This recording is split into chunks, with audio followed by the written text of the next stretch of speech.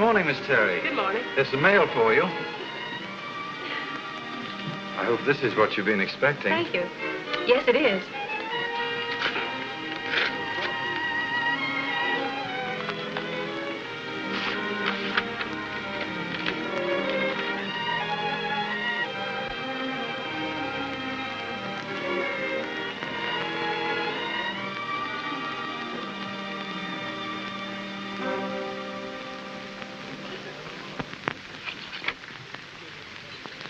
This should cover my bill.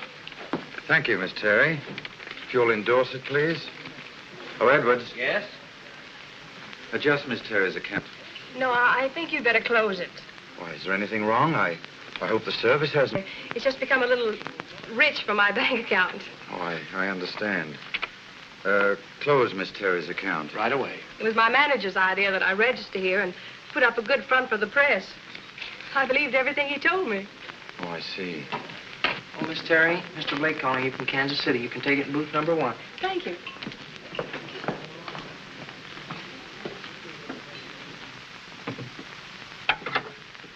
Hello?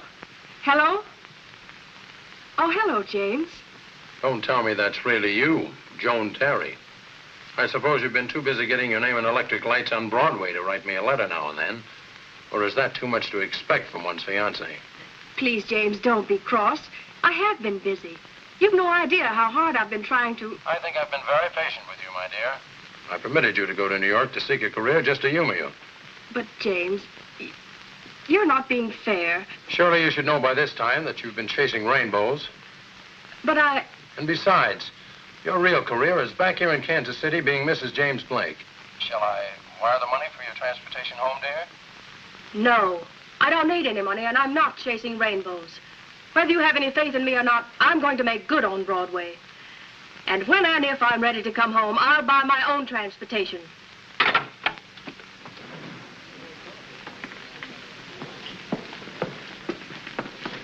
Here you are, Miss Terry. Thank you.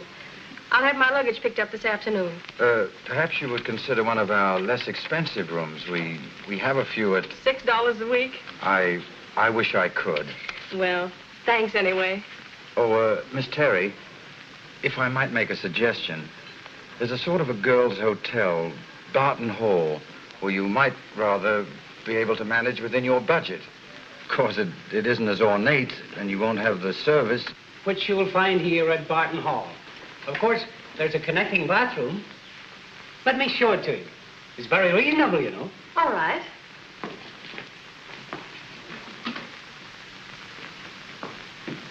Theodore? Yes, Ma. I just rented room number 7. That's Mrs. Billings, my wife. Now, as I was saying... And I won't have to look for my things in your bedroom any longer. What nerve, my perfume, my hand lotion. At least I didn't use your hair dye, did I, Tootsie? Well, here we are. Oh, I'm sorry. I hope we aren't intruding. Not at all. I'm moving out of this mousetrap anyway. She's always joking. Actually, she's moving into room number 1. That's Thelma Mason. She opens at the Gaieties next Tuesday. Shall I tell Mrs. Billings to make out a receipt? Well, I don't know. You see, it isn't exactly what I was looking for. I wanted something more... I don't think you could find anything more suitable and so near Broadway. As a matter of fact, right through this window you could see Broadway. If it weren't for that building. Well, since you've already told Mrs. Billings you've rented room 7, I guess I'll... I assure you, you've made a splendid decision. The rent will be $16.50. $16.50. Payable in advance. I'll have your receipt and change downstairs at the desk. Thank you, Miss Terry. Thank you.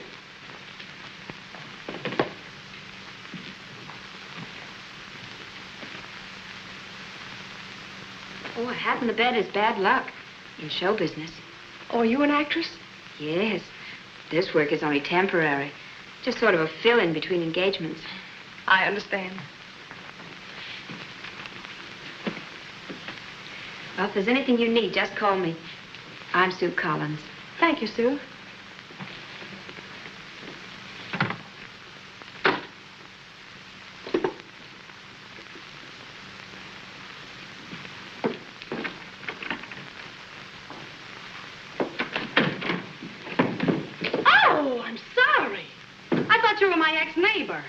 fine reception you planned for the new star of the Gaieties. Star? That burlesque queen from Brooklyn? Huh. She's the great American tragedy of the stage. Oh, I'm Glenda Benton, Nellie on the evening news. Nellie, you know, Advice to the Lovelorn? That's me, believe it or not. What do they call you? Joan Terry. Looks as if we share the same bath. Yeah, I have the adjoining cell. And don't be surprised at anything you have to share in good old Barton Hall. Where you from? Kansas City. Oh, the old magic carpet of dreams, huh? Yes. I could see the bright lights of Broadway all the way from home. It's only a mirage, kid. There's a broken heart for every light on Broadway, and don't you forget it. Not for me. I'm going to make Broadway sing my song someday. Yeah, I know. You have to find out for yourself. Well, Joan, I'm in your corner. Anything I can do, just holler. Thanks. What's the name of that perfume? Allure of my heart. Would you like some? Thanks. I've been using Impatience. Maybe this will wake the guy up.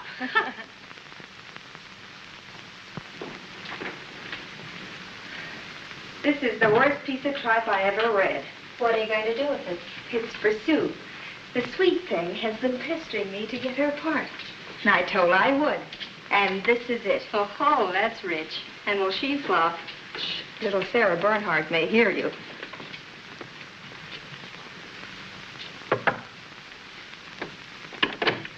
Here's your part, darling. You see, I didn't forget.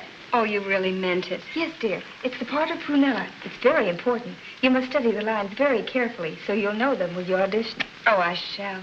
Would you like me to read for you now? Now, dear. We're rather late for an appointment. I don't know how to thank you, Thelma. You're so kind to me. Not at all, my dear. Come, Betty. What a gag. Thelma, you're terrific.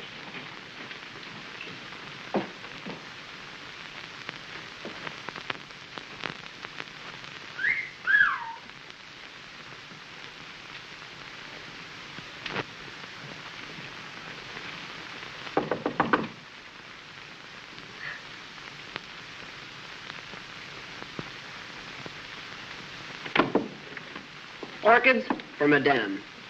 You must have the wrong room. This is room 7, isn't it? That's right. Then you must be it, sweet thing.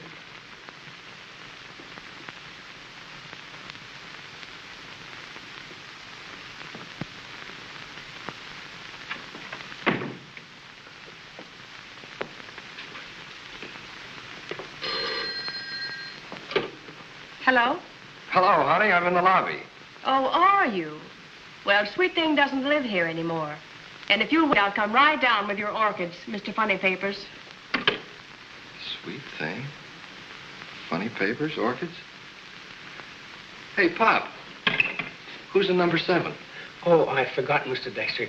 Thelma Mason moved into number 1 this afternoon. Anyway, she's gone out for the evening. Oh, I see. Oh, and the flowers. I sent them to number 7, too. I guess that makes me a... A chump. With a capital C-H. She's out with a lighting expert. Taught some angel to spell Thelma Mason. And he's going to try it out on the marquee in electric lights. So she thinks. Steve, for a guy that's kicked around Broadway like you have, you're still not wise to the well-known brush-off. Brush off? Don't be silly. Just a little friendly gesture, the old helping hand. So she bit it. You'll probably get hydrophobia. So what? She's out with... Mr. Funny Papers? Right. The Sunday edition in Technicolor. Well, these were delivered to me by mistake. Sweet Thing. There's been no mistake. They're properly addressed. But I don't know you. Oh, that's a mere technicality. Take care of it, will you, Glenda? Oh, Joan, this is Steve Dexter. Wall Street's gift to Broadway.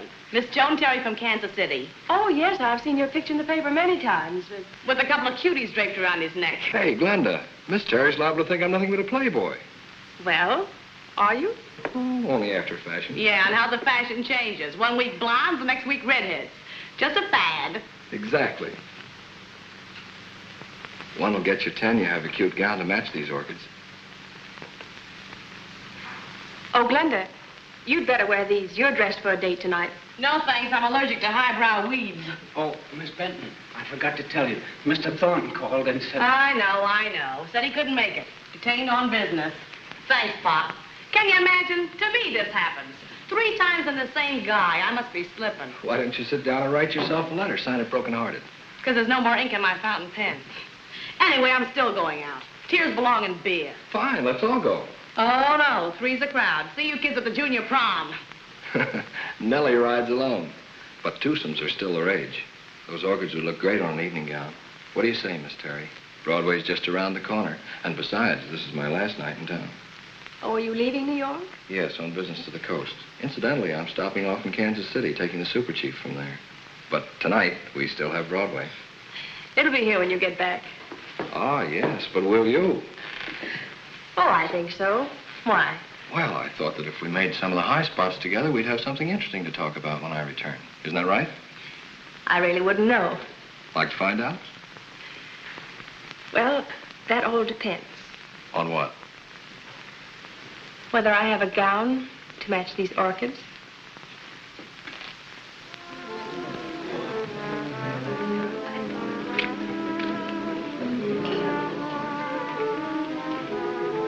Are you as well as usual, Monsieur Dexter? Just fine, Pierre, just fine. 2 cocktails à la Dexter? The price of fame when Pierre starts naming cocktails after you. 2 cocktails à la Joan Terry. Garçon, 2 cocktails à la Joan Terry. La même chose. Hungry? Mm-hmm. Should we leave it to Pierre? All right. Ah, merci, mademoiselle. Merci, monsieur. Very nice. Cocktails, dinner for 2, orchids. Mr. Funny Papers has quite a flair for nice things. Funny Papers? Oh, of course, you think I'm Funny Papers. Well, aren't you? No, no, no. Funny Papers is the nickname of a producer. Oh, then you didn't send these orchids. No, but I'm very grateful to Mr. Funny Papers. If he hadn't, I shouldn't have met the girl from Kansas City. So, here's to him. And to his orchids.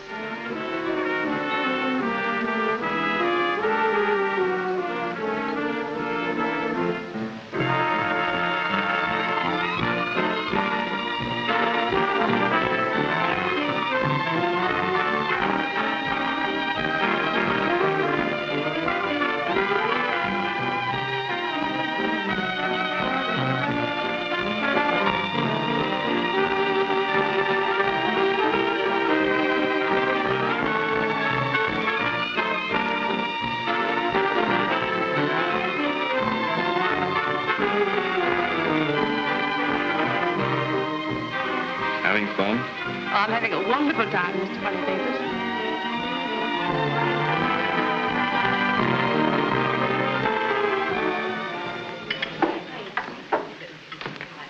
Hello, girls. Hello, Kansas City. Hey, what is this, the Ladies' Aid Society?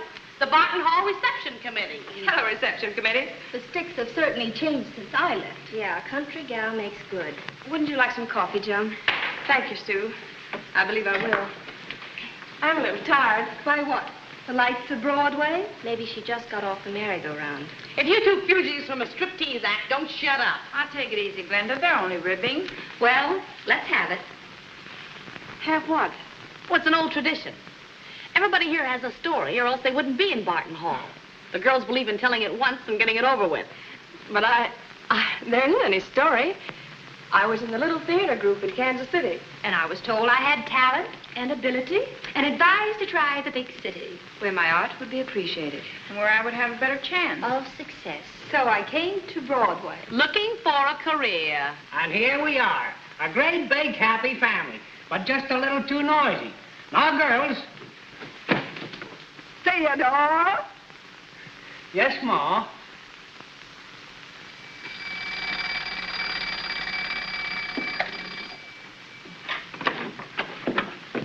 Good morning, Glenda. My, what big eyes you've got, Grandma.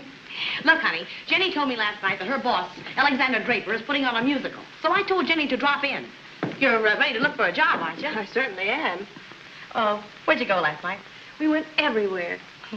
Steve Dexter's a marvelous guy. That's James Blake. Boy back home? Mm-hmm. James wants to marry me.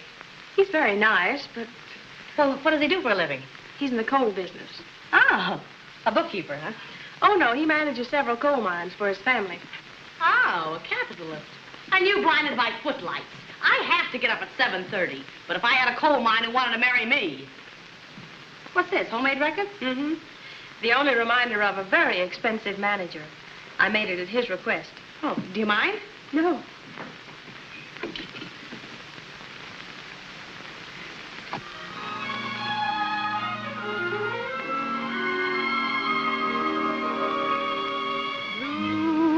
In love again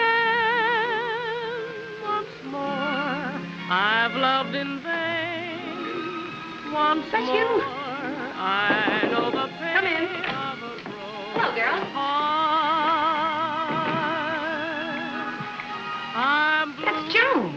In love again. Really? My love's an endless chain that takes me back again for another star. Janie, I think you better take this career girl down to Draper's office. That I will do. However, don't order that mink coat just yet. I've been working for that guy for 6 months, and all he's ever said to me is, good morning and good night. Good luck, Joan.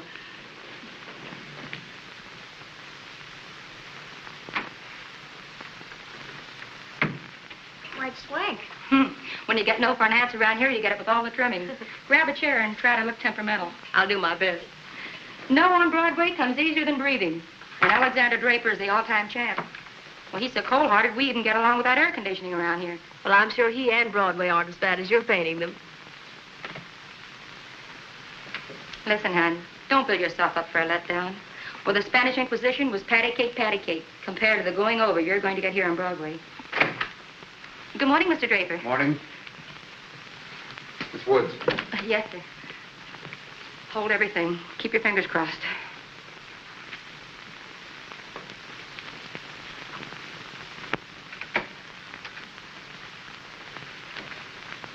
Good morning, Mr. Bronson. Good morning. Mr. Draper's waiting for you. That's Mr. Bronson, the casting director. They'll be tied up for hours. Suppose you try some of the other offices and drop back around 5. All right, thanks. Seems to be quite a bit doing, but I'll be back at 5 for sure. Remember, don't talk to strangers.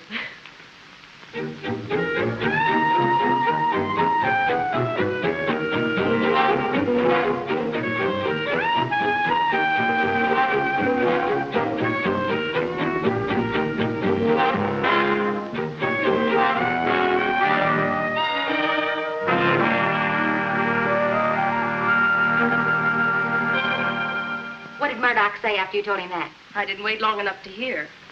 Say, what about Mr. Draper? Well, the conference broke up at 4:30, but he hasn't come out yet. Oh, Mr. Draper, this is Miss Joan Terry. How do you do? Hello. She's been waiting quite some time to see you. What about? Well, I'm from the Kansas City Little Theater Group, and I'd like to... What do you do? Well, I have played leads, and I sing a little, and... All right, let me hear you sing.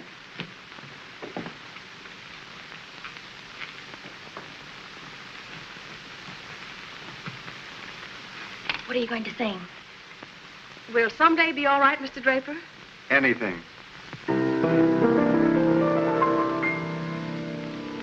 Someday, when the clouds roll by, I'll see you smiling through as you used to do before May days turn to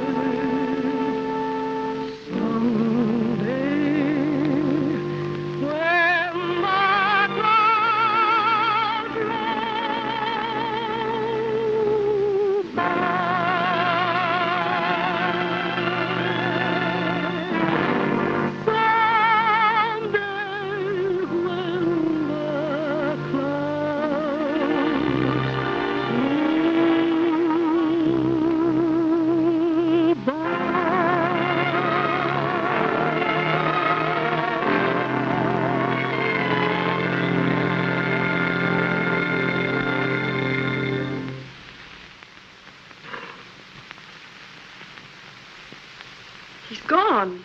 Well, if this isn't the end of a perfect day.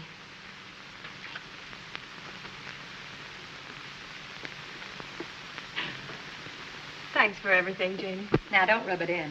Good night. Good night.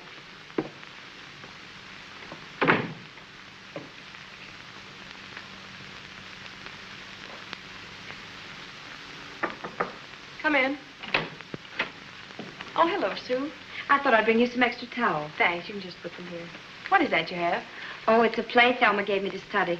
Would you like to have me read? But there is a tomorrow, and the dawn will come, pause, bringing with it the blue-eyed goddess of fortune, double pause.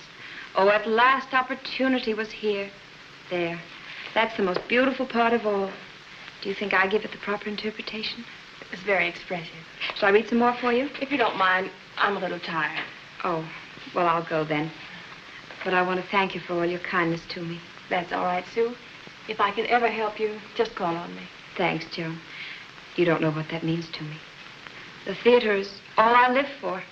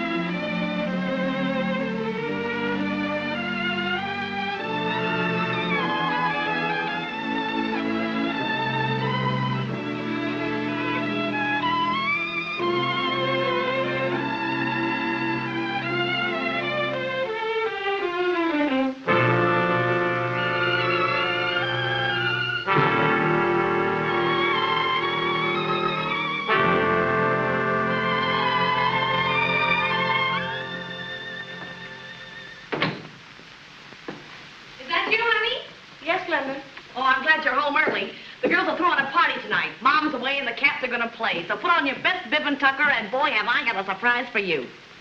What's the matter? Ah, don't let it get you down. It's no use, Glenda. Voice lessons, rent, food, car fare. I'm all out of money. Well, maybe I could. No, thanks, Glenda. I've reached the end of the rainbow, and the pot of gold isn't there. Mrs. James Blake, next stop. Oh, well, that's the way it is, huh? I'm afraid so. I'm expecting him to call any minute. Mrs. Coal Mine. Won't that be something? Maybe it isn't such a bad deal. After all, you don't find coal mines running around in the street. But what about... Oh, skip it. I was just thinking out loud. Up pops the devil. Hello? Yes? Oh, hello, James. Is that you, Joan? Yes, James, of course. You know why I'm calling. Yes, James. Is that your answer? Yes? Yes, James. Fine. Now, you're really acting sensibly. I'll call for you the first thing in the morning. Yes, James. And you won't be sorry. Good night, Joan, dear. Yes, James. Yes, James. Yes, James. If you put that dialogue in water, it would swim. Oh, I'm sorry. I should talk. Like all the rest in Barton Hall. I'm no howling success. There's poor Sue who will never get a chance. And stupid Betty aping Thelma. And Polly who's just dying to own one of those dresses she models for those big fat dames that can't even squeeze into them. The whole thing's a nightmare. You're lucky. You woke up in time. Maybe I should be thankful there is a coal mine. And Glenda, James is really much nicer than he sounds or looks. What is that surprise you mentioned? Oh, nothing. Now, what is it? Steve Dexter's in town. Steve Dexter? Yeah, I'm like a dope. I asked him to the party tonight. Ah, don't be so sad. Put on the glad rags. Tomorrow will be time enough for that home sweet home routine. But tonight, it's still New York and the goose hangs high. I've been working on a new routine, kids. It's an impression of our greatest colored tap dancer. Hope you like it.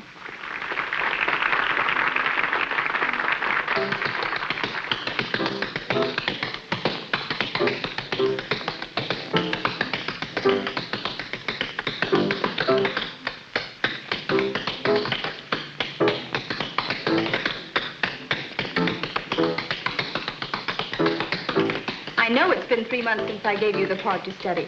After all, my dear, you know how producers are. I can't force them to call you. Oh, I didn't mean it that way, Thelma. It's just that I know my part so well now. In fact, all the parts.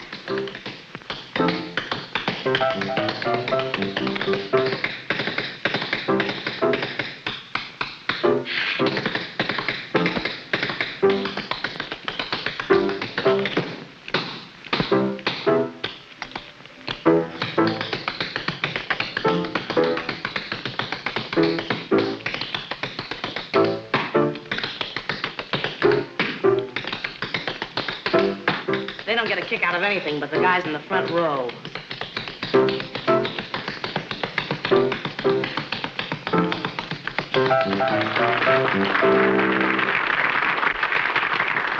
Now, ladies and gentlemen, for her premiere at Barton Hall, and through the courtesy of Mom's sister in Hoboken, New Jersey, I give you Broadway's newest star, the girl, room number 7. Oh, come on, Kansas City, join the fun. Everybody has to do something. Really, girls, I feel rather blue tonight. Well, then sing a blue number. Oh, you can't let me down after I've been shouting praises all over the place. All right. Then play Blue in Love again. Okay.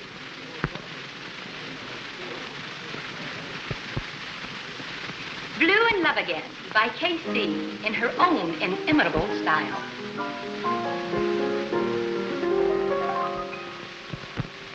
Blue in love again once more. I've loved in vain once more. I know the pain of a broken heart. I'm blue in love again. My love's an endless chain that takes me back again for another start.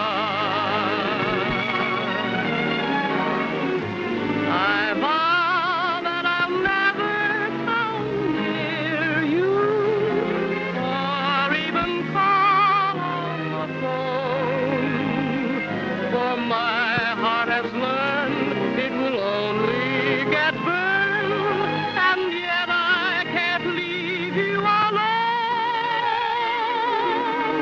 I'm blue. What can I do? I thought when we were through, my heart could forget you, but in vain.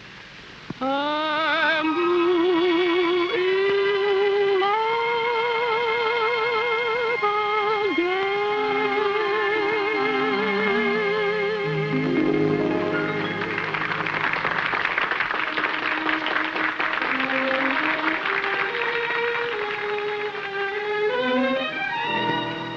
What's the matter, Glenda? Did I give her stage fright? Look, Steve, why don't you go and keep her company? Why me? Oh, you wouldn't understand, you big lug.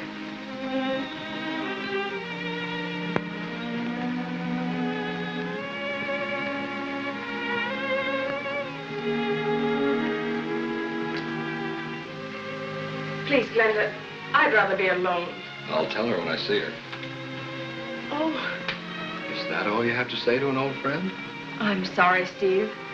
I am glad to see you. Funny, we do seem to meet just before we part, don't we? You mean you're leaving town? Yes, this is my last night. I'm going back home. But what about that burning ambition? Your career? Career, that's just an illusion.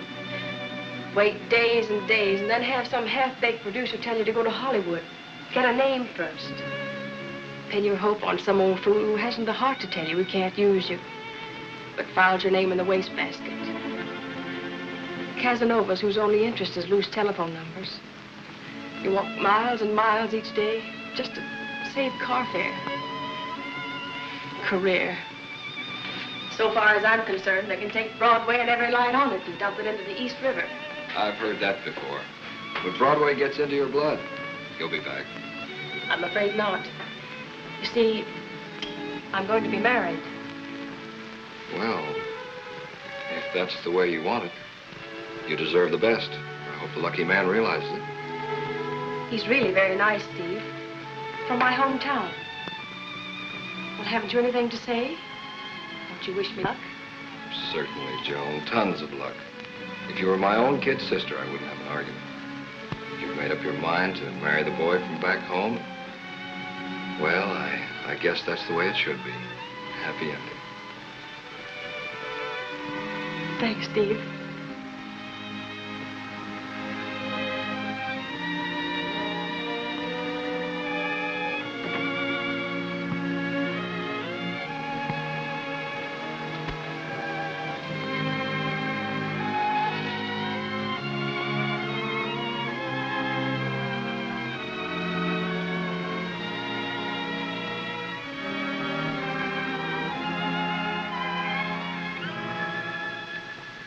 It's a shame.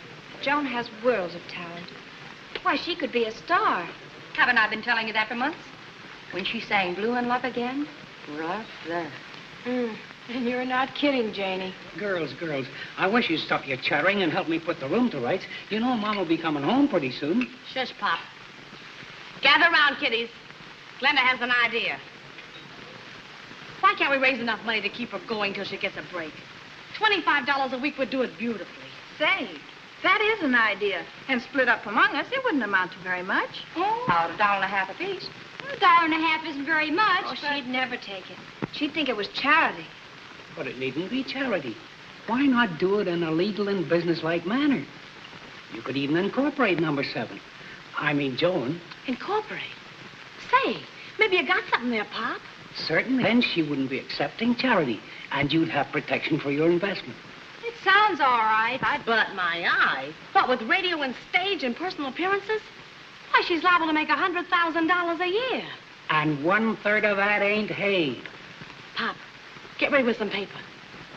Louise, you know enough about law to draw up a contract. After 6 months with Callahan, and Goldberg, I know all of their fours from status quo to habeas corpus. Come on.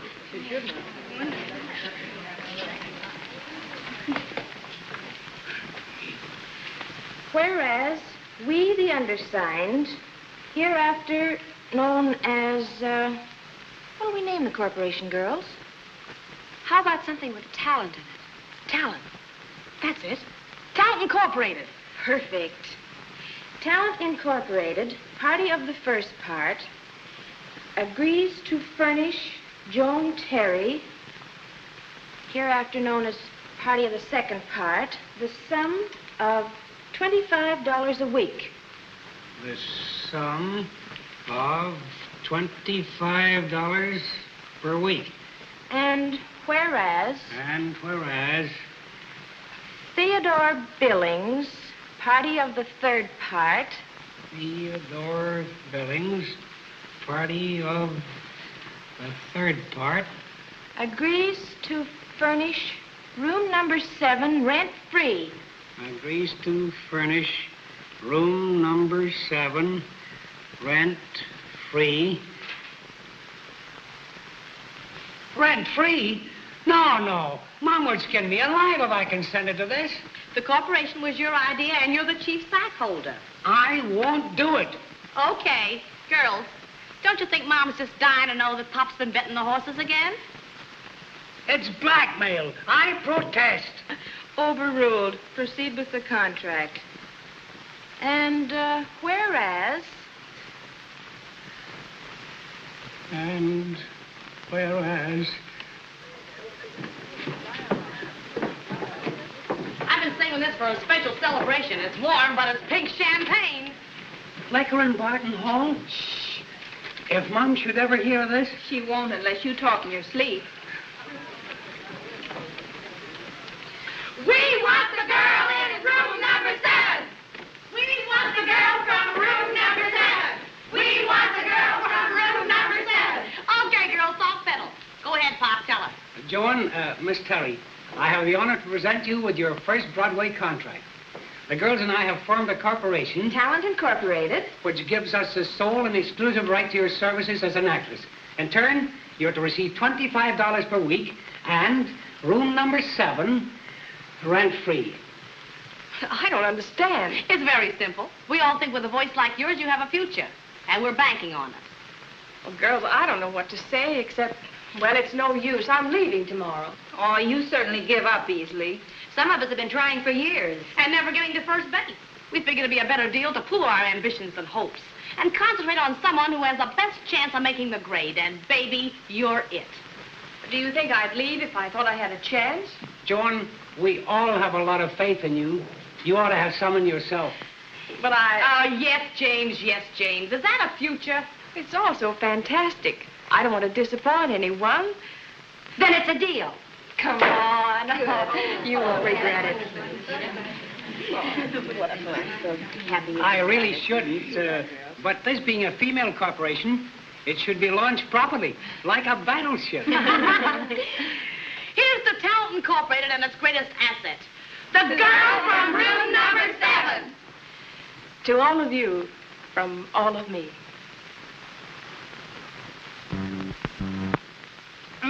Tickles my nose. Oh, I hope I can make good. Are you there? And are you due for a cave-in, Mr. Coal Mine? Are you trying to tell me you've changed your mind? Definitely. And you expect to walk out of my life because of this silly business about being a corporation? Pop Billings has the contract if you'd like to see it. But, Joan, what about Mother? She's planning your reception and my sister's choosing your trousseau. How romantic. Well, let me know when the price of coal goes down, Jimmy, old boy. I'd like to give someone a hot foot. And furthermore, I do not approve of the people with whom you associate. Joan, the train leaves at 2 o'clock, and you're going back to Kansas City with me. I mean what I say, and I'm not going back.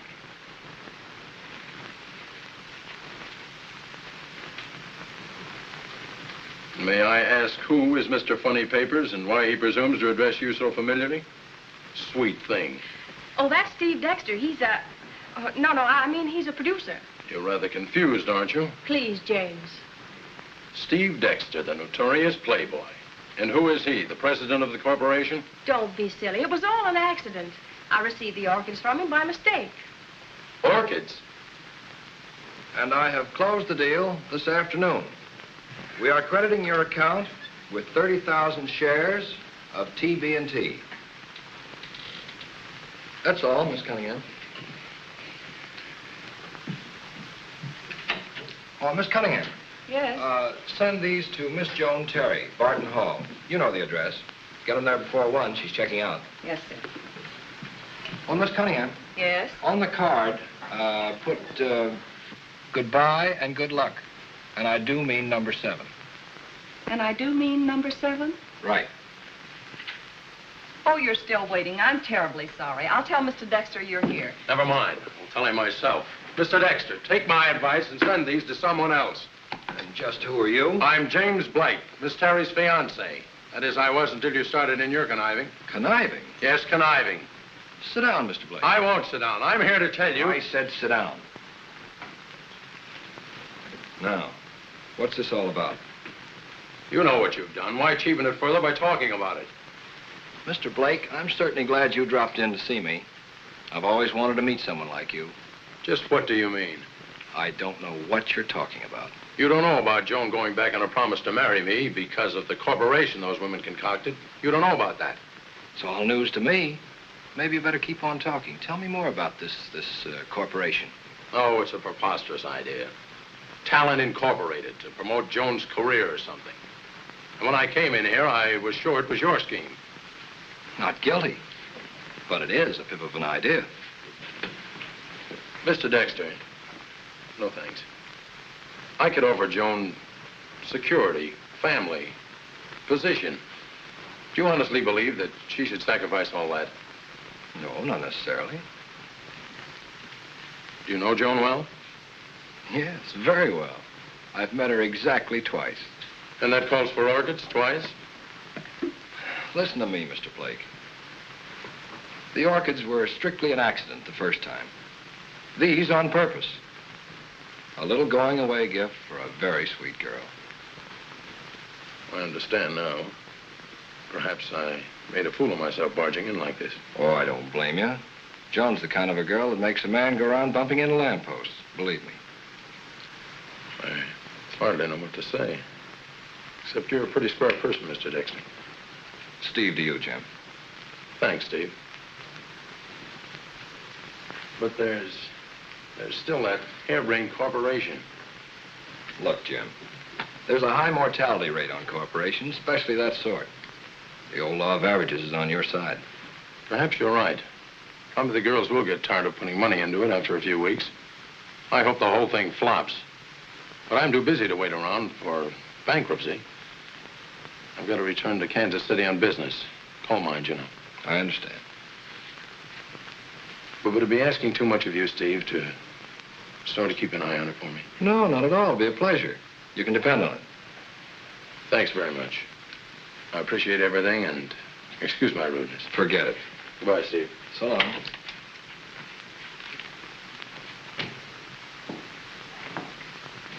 Miss Cunningham, will you get Miss Terry on the phone, please?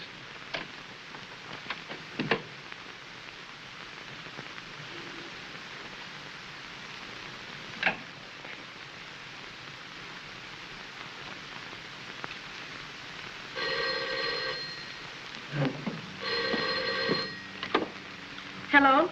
Oh, Joan, this is Steve. Let me be the first to congratulate you. No, on the corporation. So James did look you up. I hope he wasn't unpleasant. No, on the contrary, he's rather a substantial chap. Family position and all that. As a matter of fact, he more or less appointed me your guardian. How nice. Well, let me tell you something, Steve Dexter. I'm not your kid sister, and I do not need a guardian. Oh, now, wait a minute, Joan. I only meant that... Do you ever say the right thing, Mr. Dexter?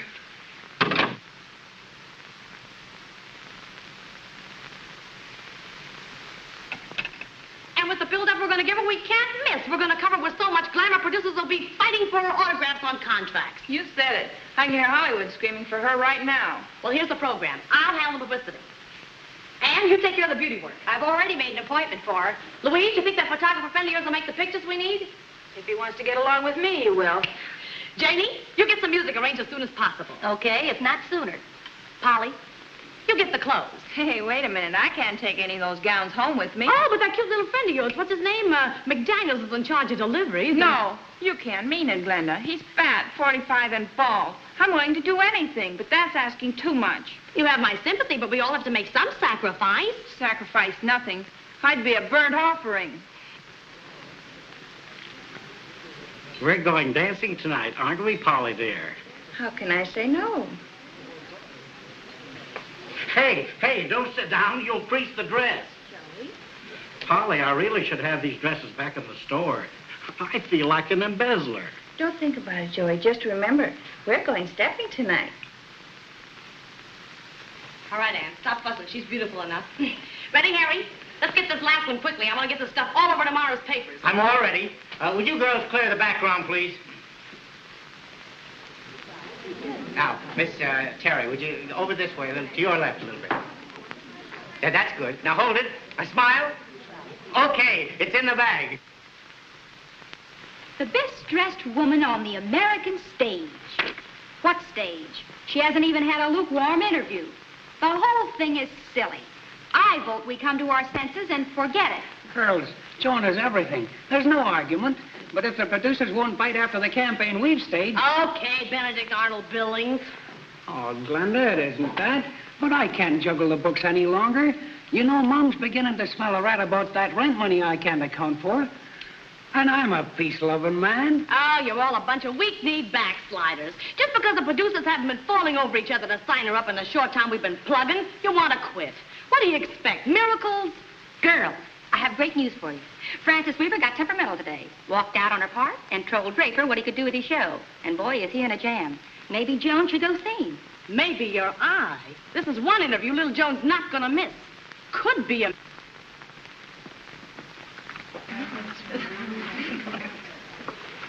Come in. There's always room for one more. Are all of these girls waiting to see Mr. Draper? Yeah. Doesn't look like we're ever going to get a chance, does it? No, I guess not. Well, I'll try some of the other offices. They're coming thick and fast now. Have I been turning them away? Who's first? Oh, she is. Well, it's the first time in 25 years of show business I ever heard one actress give another a break. Come in, young lady.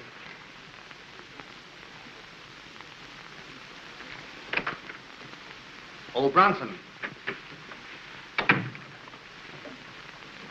Never mind, that part's been filled.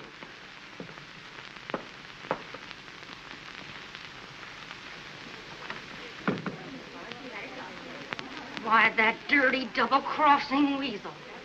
She must have been eavesdropping on us. She doesn't care how she gets a break.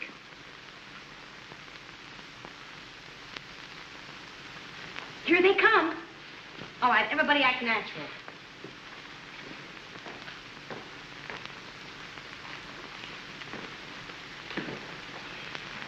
Well, why so glum, children? Oh, yes, I remember. The bottom fell out of the market. I bet I could buy the entire stock of the corporation for $1.98. Marked down from $2. Listen, you burly burlesque queen. If you want that lovely face of yours to look like hamburger, just keep blabbering. And that goes for you, too, you Paul Parrot. Really?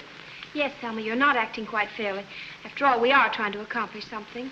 Well, little Sarah Bernhardt Jr. That's all the thanks I get for trying to get you a break. Give me that script. Sue, did she give you that script? Yes, and she told me she'd get me an audition with Black and Horton as soon as I learned my lines. Thelma, I warned you. But I meant it. Can I help it if they went broke and didn't have enough money to put on the show? You knew that 3 months ago. And seeing Draper this morning was just a hunch, I suppose. Okay, girls. Wait a second.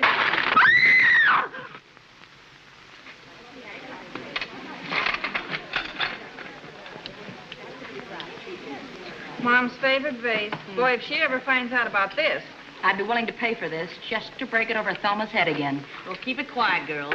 Pop will probably collapse when Thelma and Betty check out tomorrow. And you, falling for that phony. But it's a good script, Glenda. I can imagine. Really it is, Glenda. Just read this. Well, that's the best sketch I ever read in any musical comedy. Well, when are we going to vote this corporation out of existence? Never. Gather round, kiddies. Glenda has another idea, and this is it. Strictly from hunger. And there's Joan Terry. Even if she could sing like two nightingales, she still couldn't drag enough money into the box office to feed a canary on the regular lunch. But Felix... Oh, amateurs in my theater, it would be a sacrament. You mean a sacrilege? Yeah, comes the dawn, and I wake up without a dime. I still think it's good. But there is tomorrow. Comes the dawn. And with it the shining sun, bringing the blue-eyed goddess of fortune. Isn't that beautiful? Blue-eyed goddess of fortune. Even in Iowa, they don't have such corn. Sure, it's corny, but we're going to throw that part out in the rewrite, Felix. It'll be a surefire hit. But, Glenda, how can we put a show on without money? That's what I'm trying to get through your thick skull. You can put this one on for peanuts. You don't have to pay rent for your theater. The cast will work for nothing. The publicity is on me for free. And on top of that, you get Joan Terry, who'll be a star overnight, or I'll eat that script without cream. Oh, you mean everything on a coincidental basis? You mean cooperative. Yeah, but I still think we need an experienced leading lady. Have you figured out what a leading lady with a big name would cost? Have I figured out? Why do you think I asked for it by the carload? If we pay a leading lady, we ain't got money enough to put on a show. If we put on a show, we ain't got money enough to pay a leading lady. Oh, I tell you, it's a victorious circle. You mean a vicious circle. Yeah, and stop correcting me. Well, the trouble with you, Felix, is you want to eat your cake, but you're afraid of swallowing it. Now, in this case, the leading lady gets experience, we get a show, and it's all on the cuff. Not so quick. I'm the senior partner. I say yes and I say no, and that's positively final. Now let me think.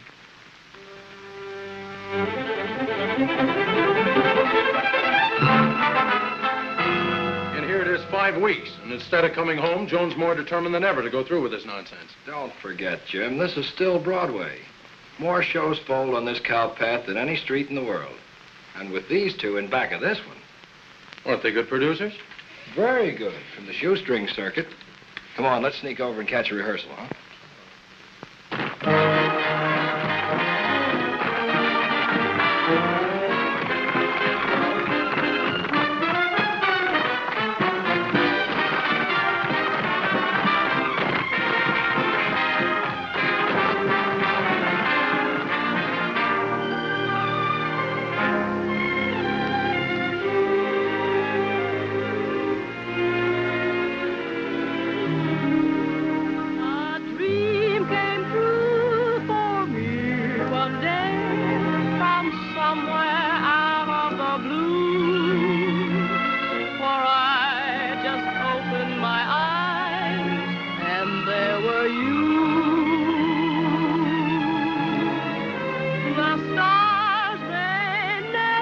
shine again, our rainbows come into view.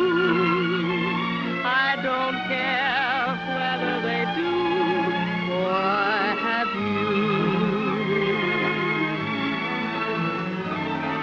You gave me your lips so tender, my heart told me love's here to stay. Your kiss seemed to say I surrender. I love you, what more can I say? Dreams may come and dreams may go, like castles that fade in the blue. Thank heaven that you're really you. My dream came true. Give me your lips so tender. My heart told me love's here to stay. Your kiss seemed to say I surrender. I love you, what more can I say? Your dreams may come and dreams may go, like castles that fade in the blue. Thank heaven that you're really you. My dream came true.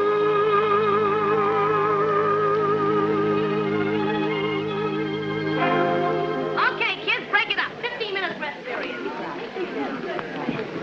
I may be wrong, but from where I sit, if the rest is like this, Horton and Black have a hit show in their hands. I'm going up and congratulate Glenda. Look up, Jim.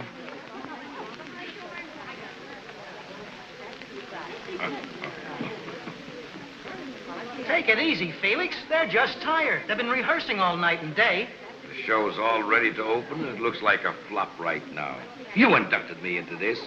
I ought to have my head examined for a maroon. You mean moron. I inducted you. You're the senior partner.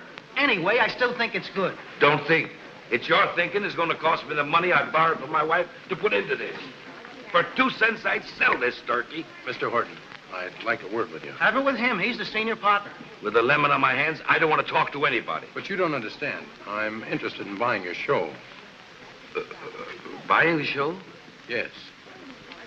Oh, well, don't mind him. Talk to me. I'm the senior partner. Now, if you will step into my office, we'll discuss the terms privately. Certainly. Honey, the numbers are sparkling and the timing's like clockwork. And Joan Terry, a scintillating new star on the Broadway horizon. That's the way the reviews are going to read after the opening. Ah, thanks, Steve. By the way, how's the coal mine taking it? Not so good. What about Joan? Is she happy? Oh, Steve, are you such a big ninny or is it an act? Don't you ever figure anything out for yourself? You know, here I've got a hit. Is this a hit, huh, Louis? Sure, that's what I've been saying all the time. Yes, of course, so it seems. Well, maybe at a price we could do business, Mr. Blake. James Blake. But there's one condition. Anything. You can have anything, Mr. Blake. You're a lucky man. When this show opens tomorrow night... That's the condition. The show must not open. You know, Joan, the moment I heard you singing that evening in Barton Hall, I felt that you were the only one that could really play this part. You're very sweet, Sue. And I know you'll do well, too. Oh, I know I shall. I've studied so hard. And wait till you see my lovely costume. It's simply beautiful. A new one? Have you made another change? Well, yes, Glenda switched me into another part again. Just a moment, and I'll show you my dress. Oh, excuse me, Glenda. Little scatterbrain? Poor kid, she's all excited about her new costume. I certainly hope she clicks. She's not going on. Not going on? Look, Joan, I like Sue as much as you do. You know that. And it's nothing against her personally. But we've tried her out in every part in the show, and she can't make the grade. Sue will never be an actress. It's too bad, but that's it. We've all slaved to put this over.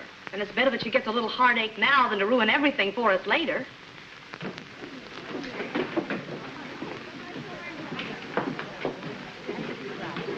The only time we ever have a hit, and you have to sell it. Keep quiet. Well, boys, what do you think? Go ahead and tell her. You're the senior partner. Well, I think it sticks. The number's slow and the timing is off. And with Joan Terry in the lead, I couldn't fill the house even with deadheads. I've absolutely decided this chromo will not open. It's closed as of right now. Are you two screwballs out of your minds? Well, you pack them in after the opening. But the mastermind, my senior partner... Shut up. Just a minute, Mr. Dexter. What I do in my theater is my own business. Well, you can burn down this flea house for all I care. But this show will go on if I have to buy it myself. Well, the show is not for sale. Okay, but you're not going to sell these kids down the river. Change your clothes, girls. I'll get you another theater. Hey, just a minute, Steve. You can't do this to me. Can't do what to you? Well, I mean, don't you think you've caused enough trouble already? Joan, this is your last chance. Please come with me. I've been patient long enough. He's been patient. What a laugh. Me waiting 10 years for a hit, and my senior partner sells a show to that drip. You mean you sold the show to him? Not me, not me. Felix made the deal. Oh, so that's it, huh? Please, Steve, let me say something. Joan, I can explain everything. It's because I love you. Love. Don't be so contemptible. The only person you could ever love is James Wellington Blake. Please, Joan. You're like a little boy who's never grown up. So smug and selfish and egotistical and cruel. So all right, you close the show. Now you can watch us all squirm because you know how much it all meant to us. Well, I certainly hope you're satisfied.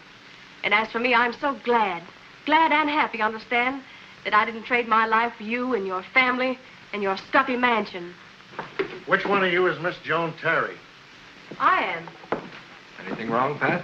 Oh, hello, Mr. Dexter. I've got some bad news. You know Miss Collins? Sue? What's happened? They're taking her to the emergency ward, Morningside Hospital. She was hurt in an accident outside of the theater here a little while ago.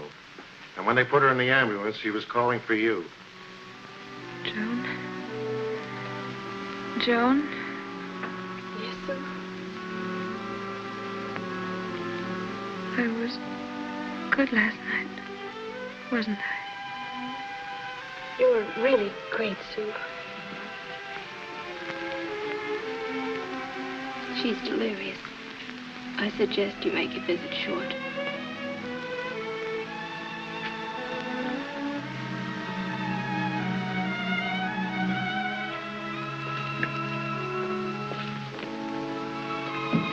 Oh, nurse.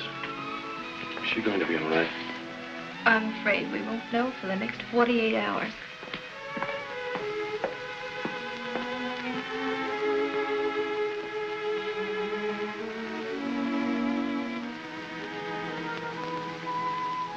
Wasn't it thrilling?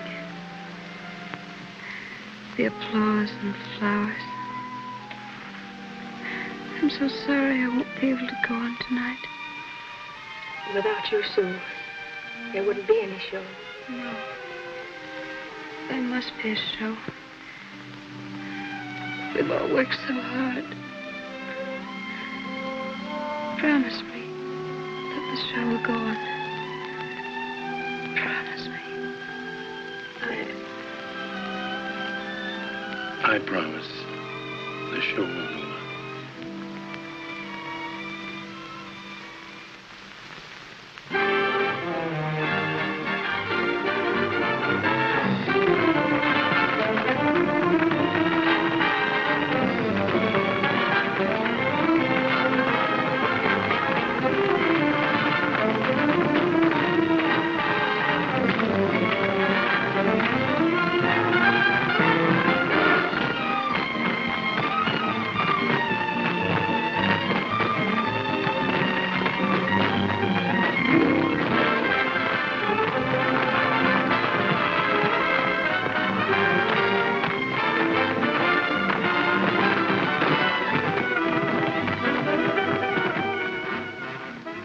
Glad you decided to carry on. Anything else would have been stupid. Let's get the stupidity cleaned up once and for all. Yes. By the way, Steve, how long before you're going to realize that you're in love with Joan and she's in love with you?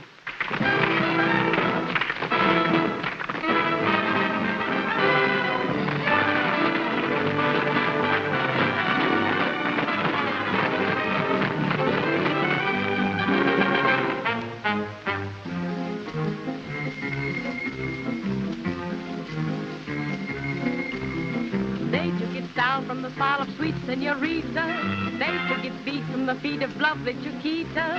The rhythm of their swaying knees came from the breeze that swayed the trees above. Then took a dash from the flash of dark eyes inviting. They added a bliss of a kiss, these dark skies exciting. Then they mixed a tender glance and made me stand with sweet romance of love. Tropical moon shining down upon a maid and a man, while their hearts were singing a tune. That's how the rumba began. Two eyes of flame beaming from behind the lace of a fan, played such a dangerous game. That's how the rumba began. Now who could resist that magic moment in a night filled with charm? And who would want to resist the thrill of tender embraces into tempting arms? Dark hours were through as they danced as only real lovers can. Each step of their dreams coming true. That's how the rumba began. Soft and the music's playing. Just let your thoughts go straying